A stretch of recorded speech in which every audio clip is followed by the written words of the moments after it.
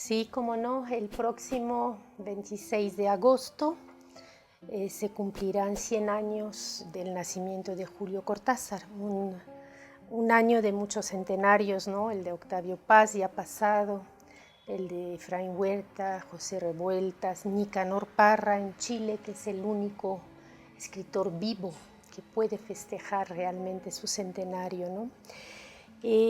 Cortázar nació un poco por azar, ¿no? Los azares de la vida diplomática y profesional de su padre en Bruselas, ¿no? Y como los pilla la Primera Guerra Mundial, allí se quedan 4 años en Europa, ¿no? Entre Bélgica, Suiza, y finalmente regresa la familia en 1918 a Buenos Aires, en un suburbio de la ciudad que se llama Banfield, y que aparece, por cierto, en muchos de sus cuentos y novelas también, pero sobre todo en los cuentos, ¿no?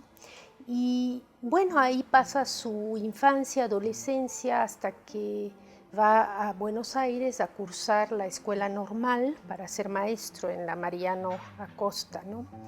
Y es profesor en un principio de secundario por Cortázar, ¿no? En la provincia de Buenos Aires, en Chivilcoy, por ejemplo, y posteriormente va a Mendoza ya como profesor de literatura inglesa y francesa, ¿no?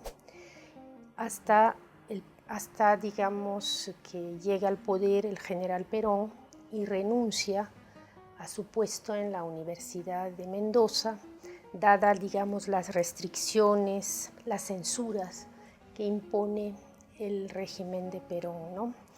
Y ahí que se quedará unos años más en Buenos Aires, perfecciona, ¿no? Su talento de traductor, porque es un gran traductor también. Cortázar, ¿no? Ha traducido espléndidamente los cuentos de Edgar Allan Poe. Están publicados en la editorial de Alianza Editorial ahora, solo que los publicó en 56 en Puerto Rico. Fue un encargo de la Universidad de Puerto Rico. Y pues perfecciona, digamos, su talento de traductor y se vuelve un traductor profesional, ¿no? Y es con digamos, con este nuevo oficio, entre comillas, que llega becado por el gobierno de Francia a París en 1951.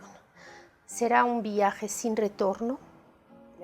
Cortázar no regresa esporádicamente a ver a su madre y su hermana, en fin, a su familia, a sus amigos, pero ya se quedará en Francia hasta su muerte el 12 de febrero de 1984. Está enterrado en un célebre cementerio de París, en el cementerio de Montparnasse, donde está también, por cierto, el gran poeta peruano César Vallejo, ¿no? Entonces, entre esos hitos, pues sí es muy importante ese corte, este cambio, digamos, de país, ¿no? Que sucede en 51, ¿no? Y va a aparecer mucho en su obra, no es solo, digamos, una importancia biográfica, sino también para su propia obra, ¿no? Ahí está en Rayuela, el lado de allá, que es París, y del lado de acá, que es Buenos Aires, ¿no?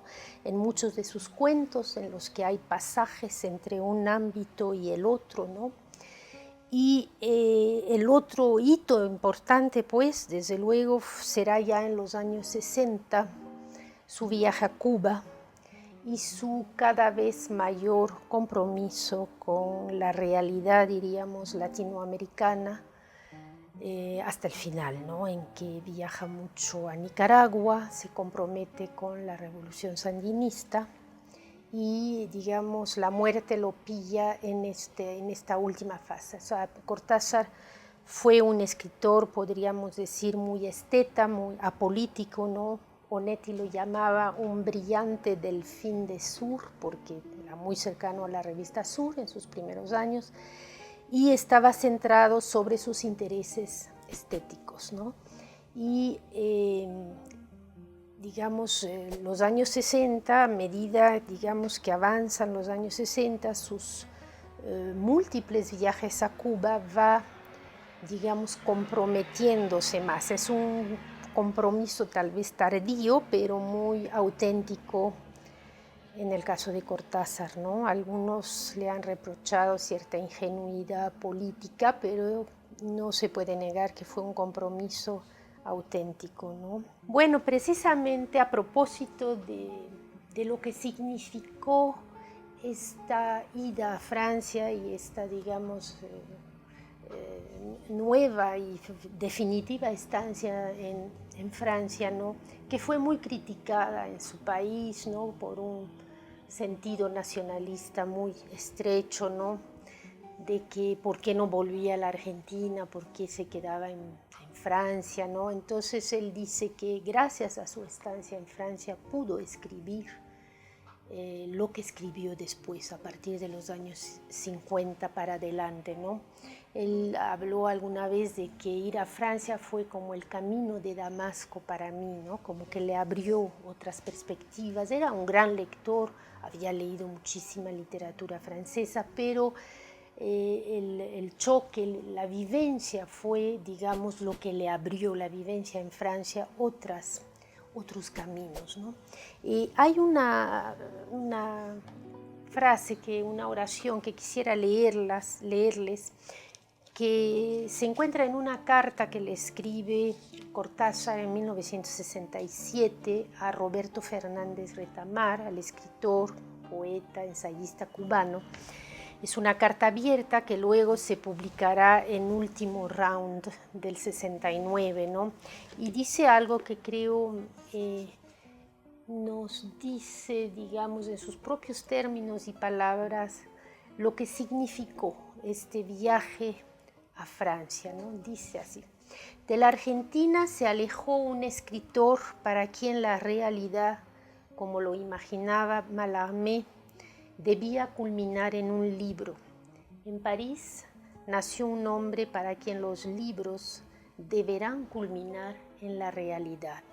O sea, un poco, explica muy bien un poco lo que les explicaba de ese paso del esteta que fue Cortázar en sus años formativos y en Buenos Aires, ¿no? Y incluso después, ya en la madurez, y ese vuelco existencial, ¿no? Que vive al llegar a Francia, un vuelco primero existencial y esa apertura, digamos, a lo latinoamericano a partir de los 60, ¿no? Entonces creo que esta oración, ¿no? Esta frase que está en una carta a un escritor cubano dice mucho de este trance, este camino que fue su estancia en Francia, ¿no?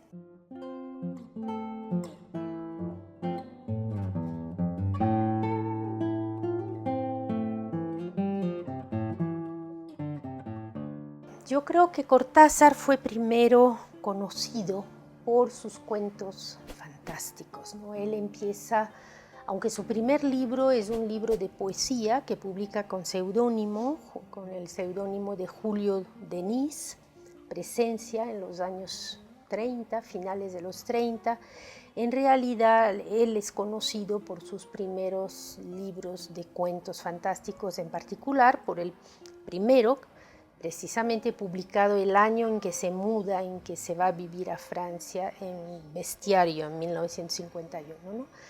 De ahí seguirán muchos otros, nunca abandonará realmente el género, ¿no? Fantástico, hasta su último libro, ¿no?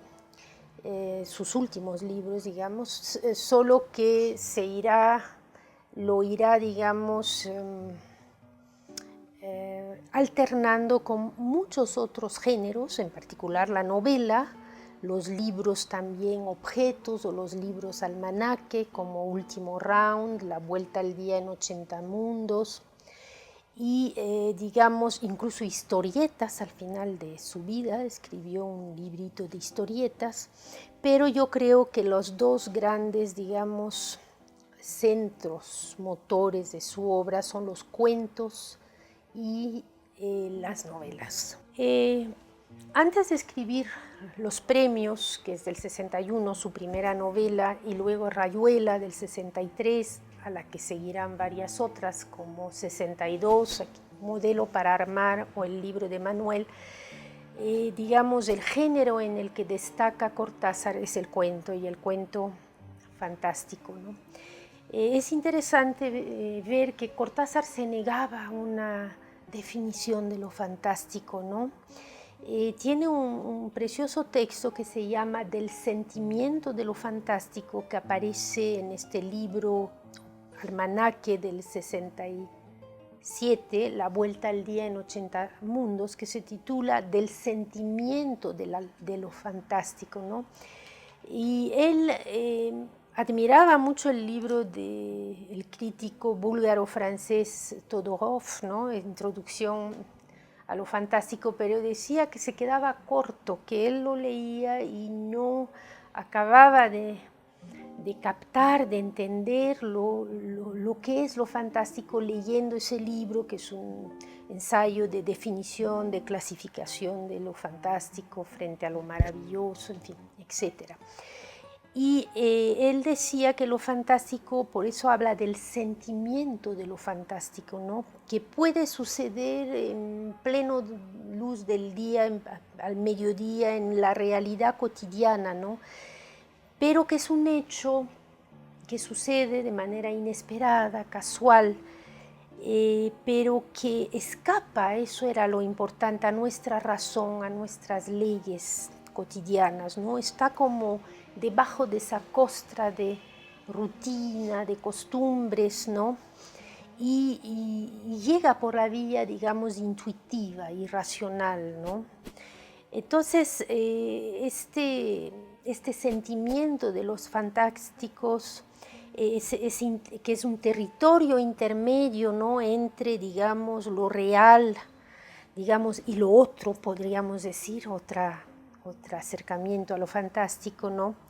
Está debajo de las costumbres, la costra que nos envuelve, ¿no? Los hábitos de las apariencias, y en muchos de sus cuentos aparece ese tipo de fantástico, ¿no? De repente en el metro, ¿no? Hay muchos cuentos ambientados en el metro de París, o digamos en una casa entre dos hermanos, uno de sus más famosos cuentos, ¿no? Casa Tomada, ¿no? Que sucede en Buenos Aires, ¿no? Que está en Bestiario, entre dos hermanos que viven juntos, y de repente hay un ruido, una fuerza que va ocupando la casa, ¿no? Y obligándolos a irse, ¿no?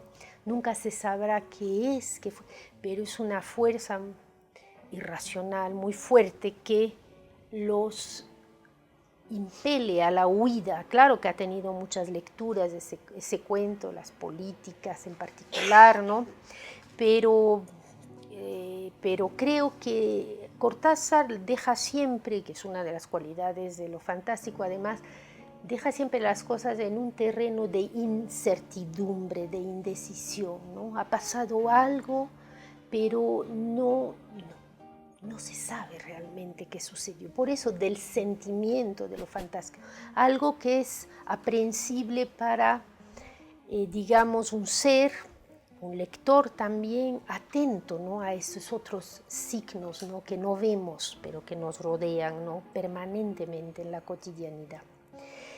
Y escribe, por lo tanto, cuentos fantásticos perfectos, ¿no? Muy redondos, hasta una novela muy importante que escribe y que publica por primera vez en México, en la Revista Mexicana de Literatura, que se llama El Perseguidor. Ese texto es del 57 y se integra al libro Las armas secretas, publicada en 59. Cortázar ya había publicado en México, gracias a Arreola, Juan José Arreola, su segundo libro de cuentos, Final de Juego, en el 56.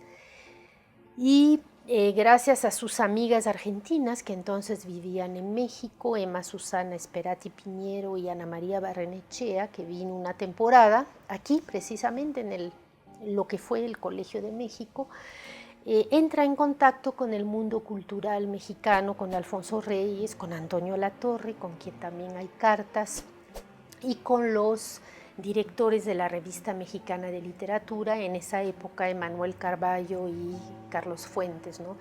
Y les entrega esta novela, que es más largo que un cuento, menos largo que una novela, ¿no?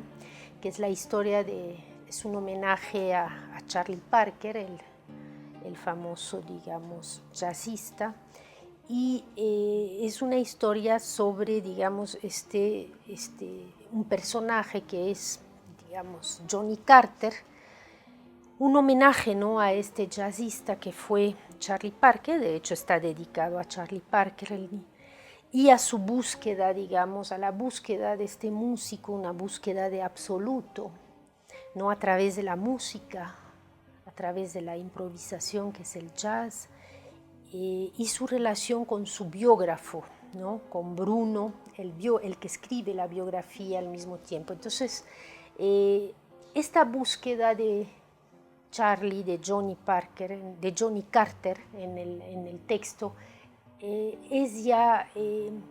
está ya en otro territorio, ¿no?, que nos acerca a Rayuela. Ya no hay una búsqueda, digamos, de lo fantástico por lo fantástico, ¿no?, sino que es una búsqueda, sí, que toca zonas, digamos, de lo irracional, pero que tiene que ver con la búsqueda mayor que será Rayuela, ¿no?, esta búsqueda de un centro, esta búsqueda de pasajes, ¿no?, entre el lado de allá y de acá, y esta búsqueda de absoluto que ya vemos perfilarse en El Perseguidor. En una carta acaban de publicarse los 5 tomos maravillosos de la correspondencia de Cortázar el año pasado, en 2013, a principios de 2013.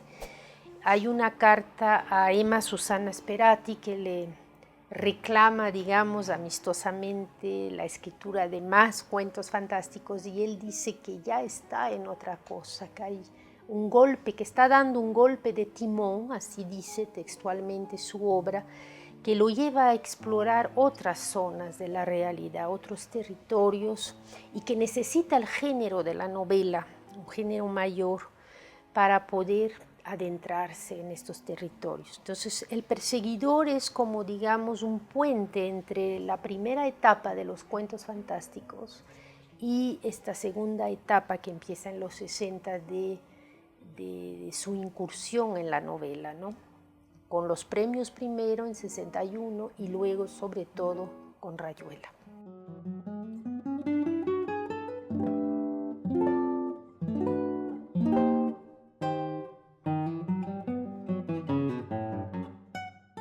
Bueno, Rayuela ocupa desde luego un lugar central, ¿no?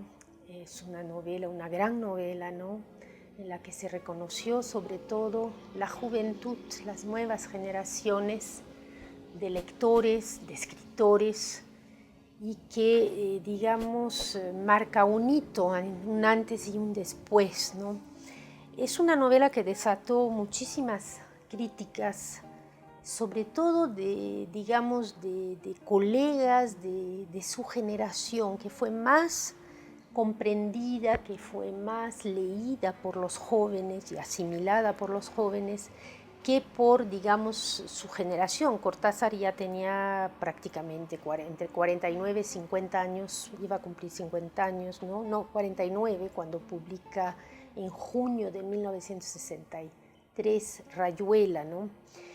Y, digamos, ¿por qué se reconocieron los jóvenes, no? Porque aunque era una novela que no daba respuestas, no, ninguna novela da respuestas en realidad, pero se tocaba, digamos, una gran cantidad de asuntos que inquietaba a la juventud, ¿no? La rebelión en particular en contra de todos los conformismos, ¿no?, en contra de todas las costumbres, ¿no?, retomando, digamos, una veta que ya había, digamos, explorado en parte la generación de las vanguardias históricas en los años 20 y 30, ¿no? Él retoma, yo veo muchos lazos, digamos, en esta novela en particular, en Rayuela, con, digamos, ciertas zonas de Girondo, ¿no? Del Girondo de Espantapájaros del año 32, en que decía, por ejemplo, Girondo, ¿no? Que había que las costumbres, ¿no? Tejían diariamente una telaraña en las pupilas que nos aprisiona la sintaxis, el diccionario, ¿no? Bueno, pues Cortázar lleva esto a sus últimas consecuencias, ¿no? Desarrolla, ¿no? Toda este ámbito de costumbres, de conformismos, ¿no? Que nos impiden aprender lo real, lo vital, ¿no?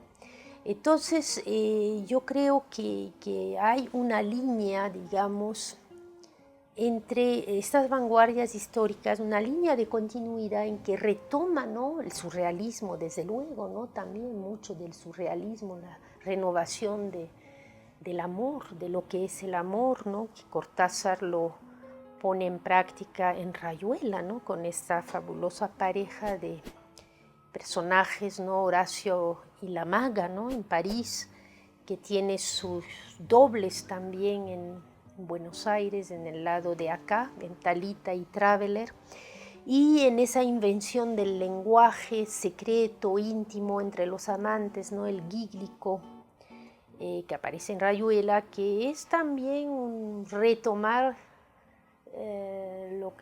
lo que hace, digamos, Girondo en el libro, en un libro central de Girondo, que es En la Masmédula. Ya es un libro posterior, pero muy, digamos, en la veta experimental de la vanguardia.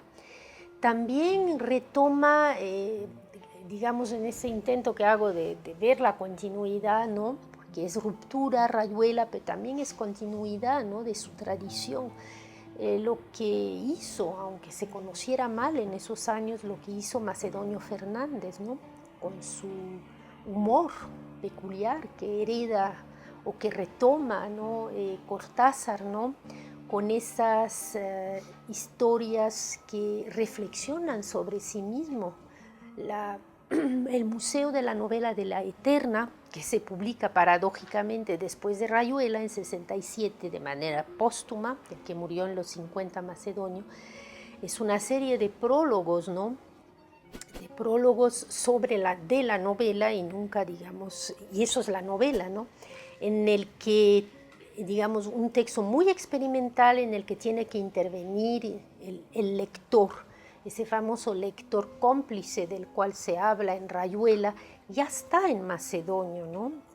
Hay una invitación a que el lector colabore con, digamos, el autor. En fin, todas esas semillas, ¿no? Que estaban en Macedonio por un lado, en Girondo por otro, entre otros, digamos, escritores de la vanguardia, las retoma, digamos, Rayuela y las multiplica, las hace fructiferar, ¿no? Es un texto, además, digamos, que causó así muy lúdico, muy juguetón, porque para Cortázar el juego no es insustancial, es algo muy serio, ¿no? Y hay que entrar en ese juego, un juego que nos puede llevar al borde de la locura, de la muerte, no es un juego insustancial, ¿no? Y bueno, Rayuela tenía, digamos, dos formas. El autor dice al principio, verán, hay un tablero de dirección en que él propone, digamos, dos formas de leer la novela, ¿no? Una forma más convencional, más tradicional, de principio a fin, de la historia, digamos, centrados en lo que sucede en la novela, y esa termina en el capítulo 56, después del lado de allá, que es el lado de París, el lado de acá, que empieza en el capítulo 37 y que va hasta el 56, que es digamos, los capítulos centrados sobre Buenos Aires, y finalmente de otros lados, que son los capítulos prescindibles, ¿no? Que el lector convencional, tradicional, decía Cortázar, se los podría saltar. ¿Y qué son esos capítulos prescindibles? Pues es un collage de textos, de citas, de recortes de periódicos, que son, en fin, son bastantes capítulos, ¿no? Todos esos que van del 56 creo hasta el 131, si no me equivoco, y que en la segunda lectura que propone Cortázar, y de ahí el tablero de dirección, es una lectura zigzagueante, ¿no? que digamos, ofrece al lector una lectura que no está centrada solamente sobre la historia, lo que sucede, sino que es un zigzagueo entre la parte de allá, Francia, la parte de aquí, Buenos Aires, de acá, los capítulos, es una lectura zigzagueante que rompe, digamos, el monopolio de la story, de la historia, ¿no? de la sucesión de acciones, y que es, digamos, y que se dirige a un lector obviamente mucho más lúdico y que quiere seguirle el juego a Cortázar, digamos. Entonces,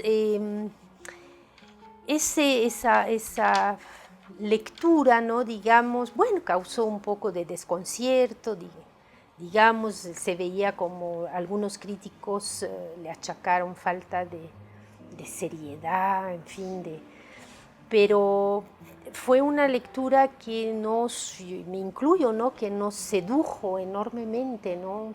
que renovó el arte de la novela con audacia, con invención, y que nos impulsó, digamos, a seguirlo por esos derroteros, cosa que su generación, digamos, fue mucho más renuente a seguirlo, ¿no? Entonces Rayuela tiene realmente un lugar fundamental en el arte de la novela, podríamos decir, como dice su amigo Kundera, ¿no? El arte de la novela renovó el arte de la novela, y yo creo que sin Rayuela la novela latinoamericana contemporánea sería distinta. Sin duda marca un hito, ¿no? esencial, ¿no?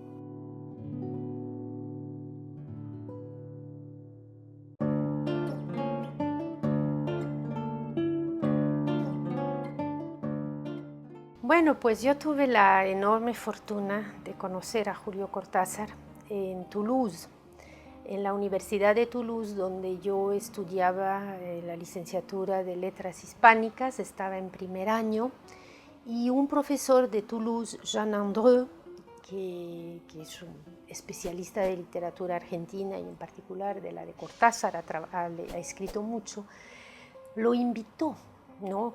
a hablar con los estudiantes del último año que estaban viendo los premios, creo, con él, no Rayuela, me parece que eran los premios. Y yo tenía una amiga que estaba en el último año y me dijo, ven que esta noche va a venir Cortázar.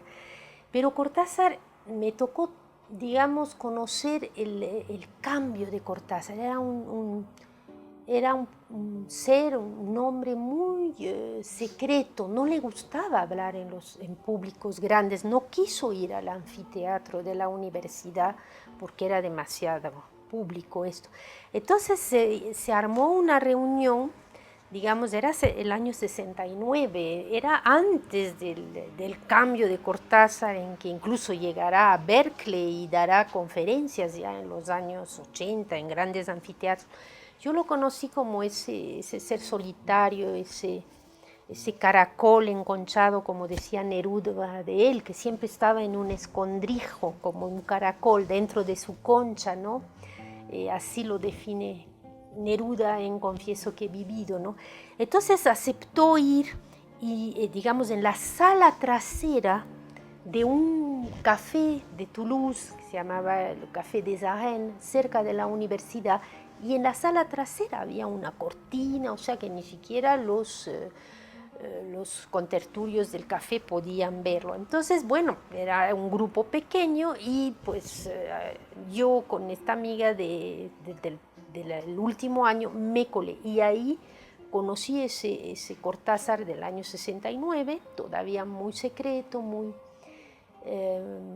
reservado, que habló, parecía un joven, eso sí nos impactó a todos, ya tenía más de 50 años y nos pareció un joven de 25 años, entonces tenía una juventud extraordinaria, ¿no? Que habló largamente, más que de los premios, de Rayuela. precisamente, era la novela, y claro, los estudiantes que estaban viendo esa novela en clase, pues le hacían bastantes preguntas sobre esa primera novela, pero él quería hablar de Rayuela, ¿no? Cómo se generó Rayuela, o cómo, digamos, la fue escribiendo, ¿no? Los personajes, los ámbitos, en fin, fue una gran reunión, ¿no? Con ese ser secreto, que era entonces Cortázar, ¿no? Y luego hubo un segundo momento en que lo conocí ya en México. Él venía mucho a México ya a finales de los 70, en los 80, venía para el Tribunal Russell. Él se involucró mucho en ese tribunal para denunciar los crímenes de los militares en Argentina, ¿no? Y ya era un Cortázar público, ¿no? Y me lo encontré en el aeropuerto de la Ciudad de México, estaba a punto de viajar a Nicaragua, y bueno, le recordé ese encuentro del año 69 en la Universidad de Toulouse, entonces fuimos rememorando estos momentos, pero él ya era como otro personaje, otro Julio Cortázar, no muy metido, digamos, en la realidad latinoamericana. De hecho, no hablamos de literatura, hablamos de sus compromisos inmediatos políticos. Era el verano del 82, eso sí lo recuerdo. Estaba con Carol Dunlop, su última compañera, la canadiense, y estaban por viajar a Nicaragua, pasaron todo el verano en Nicaragua, ¿no? En el que también hacía bastante trabajo político en apoyo de la revolución sandinista, ¿no? En fin, este es el recuerdo, digamos, que yo tengo, estas dos caras de Cortázar, ¿no? El Cortázar todavía secreto, íntimo, reservado, y el Cortázar, digamos, comprometido, abierto a América Latina, ¿no? En fin, en los dos casos para mí era una persona entrañable, ¿no? Preocupado por los demás, atento a los demás, a los estudiantes, ¿no? No los tomaba, los oía, se compenetraba de sus preguntas, no era para nada pedante, era un hombre muy sencillo, muy afable, muy cercano, ¿no? A su interlocutor y pendiente del otro, ¿no?